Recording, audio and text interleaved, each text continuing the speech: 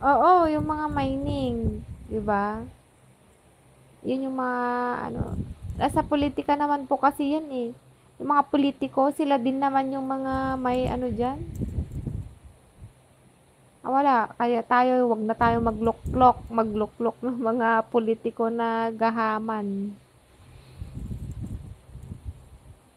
Mm, kaya nga po eh. Kaya lalo na pag bagyo, lalo na dyan sa bandang Visayas, yan yung tinitira ng mga ano.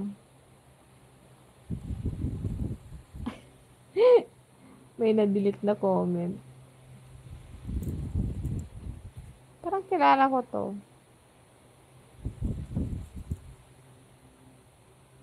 Ayan. Okay lang po. Kaya nga po eh. Ang dapat nyo pong gawin guys, dyan, kung dapat nga, ang importante sana gawin nila dyan is ano no, kapag po sana sila nag-mining or kapag po sana sila nagputol ng mga puno, dapat palitan din nila, yung para magtatanim din. Guys, pa subscribe po muna tayo, like, share, and subscribe.